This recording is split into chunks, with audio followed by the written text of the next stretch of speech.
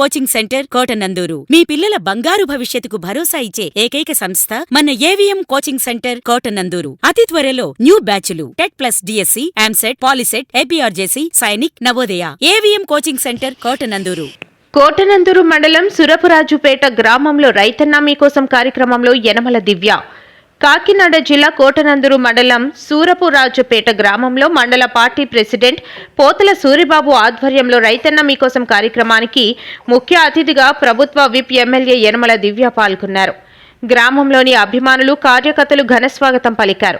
గ్రామంలోని ప్రతి రైతన్న కుటుంబాలకు వెళ్లి వారి యొక్క వ్యవసాయ అనుబంధ స్థితిగతులు తెలుసుకొని కూటమి ప్రభుత్వ యొక్క పథకాలను వివరించారు. అనంతరం కోఆపరేటివ్ సొసైటీ ఆధ్వర్యంలో నిర్వహించే ధాన్యం కొనుగోలు కేంద్రాన్ని ప్రారంభించారు.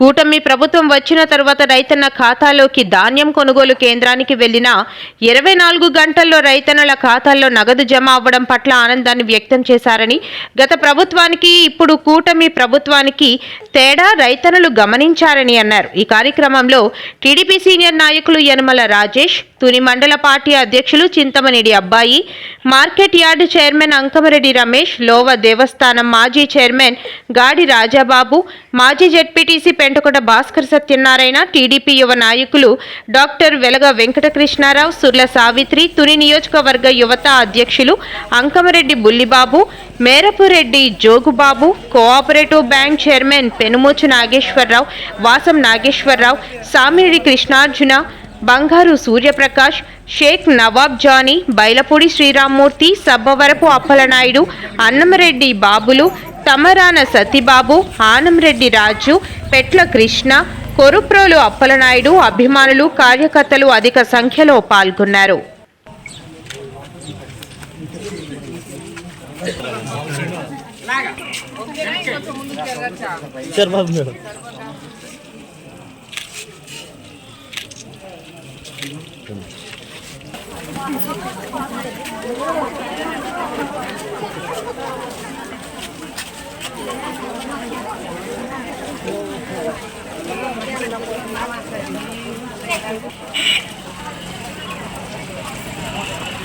నా ఖాతాలో 7,000 జమ చేయడం జరిగింది. పిఎం కిసాన్ ద్వారా 2,000, అలాగే మన రాష్ట్ర ప్రభుత్వం తరఫున కూడా 5,000 జమ చేయడం జరిగింది. మొదటి విడత మనం ఆగస్టు 2న జరుపుకున్నాం. ఇప్పుడు నేను దారిలో అందరిని వస్తున్నప్పుడు అడిగాను, అందరికీ డబ్బులు పడ్డాయంటే అందరికీ పడ్డాయమ్మా అని చెప్పారు. చాలా సంతోషం.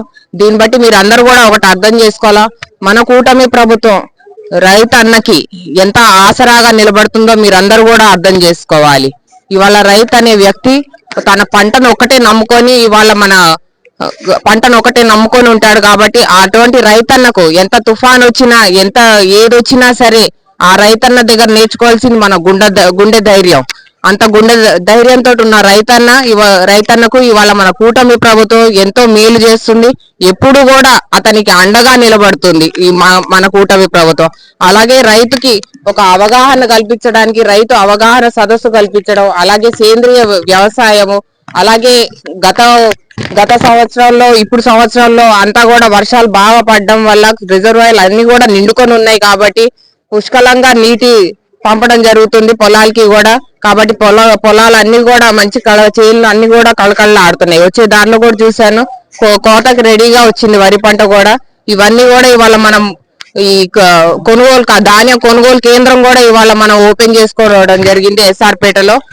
అధికారులు కనుక్కుంటే ఇంకొక వారం రోజుల్లో మన ధాన్యం కోతకు కూడా వస్తుంది. కాబట్టి ఈ కొనుగోలు కేంద్రం కూడా ఓపెన్ చేసుకోవడం జరిగింది ఇవాళ మనము. కాబట్టి మీరు అందరూ ఒకటి అర్థం చేసుకోవాలి, మన కూటమి ప్రభుత్వం ఎంత చిత్తశుద్ధితోటి ఉందో రైతు పట్ల. ఈ రైతు ఒకటే కాదు, అందరూ కూడా మనం వచ్చిన సంవత్సరంన్నరలోని ఎన్నో పథకాలు ప్రవేశపెట్టాం. మన ఈ కూటమి ప్రభుత్వం పేదల ప్రభుత్వం, రైతు ప్రభుత్వం మీరు అందరూ కూడా గమనించాలి. ఎప్పుడు ఇలానే ఇక్కడ ఎస్ఆర్పేటలో మంచి ఆదరణ వచ్చింది. వాళ్ళ నేను రాగానే చాలా మంది వచ్చారు. మన సూరిబాబు ఆధ్వర్యంలో చాలా మంది వాళ్ళ నన్ను నమ్ముకొని నన్ను చూడడానికి వాళ్ళు చాలా మంది వచ్చారు. వాళ్ళందరికీ కూడా పేరు పేరున నా కృతజ్ఞతలు. జై హింద్, జై కూటమి. ఇది మంచి ప్రభుత్వం. నియోజకవర్గం ఎమ్మెల్యే గారైన దివి మేడం గారికి, మన నియోజకవర్గం పెద్దలకు, కోటనందూరు కార్యకర్తలకు, ఎస్ఆర్పేట గ్రామ ప్రజలకు, మహిళలకు, రెవెన్యూ డిపార్ట్మెంట్కు, సచివాలయం స్టాఫ్కు, పోలీసు వారికి, విలేకరులకు నా ధన్యవాదాలు. ఈ రోజున మన ఎస్ఆర్పేటలో రైతు భవ సుఖోభవ రైతు భవ కార్యక్రమం స్టార్ట్ చేశారు కాబట్టి చాలా సంతోషం.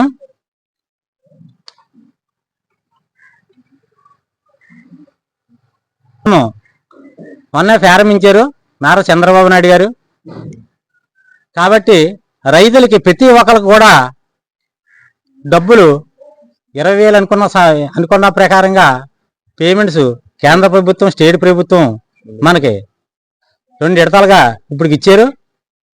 కాబట్టి ప్రజలు కూడా చాలా సంతోషంగా ధన్యవాదాలు తెలియజేసుకుంటున్నారు. ఈ రోజున మన ఎస్ఆర్పేట గ్రామంలో రైతు ధాన్యం కేంద్రం ఓపెన్ చేశారు, కొనుగోలు కేంద్రం ఓపెన్ చేశారు. కాబట్టి వారం రోజుల్లో ధాన్యం కూడా మన కోఆపరేటివ్ సొసైటీ ద్వారా కానీ, మన మిల్లర్స్ ద్వారా కానీ, ఎండిఓ లాగిన్ ద్వారా కానీ, ఏఓ లాగిన్ ద్వారా కానీ ధాన్యం తీసుకుంటారని సమాచారం అంది.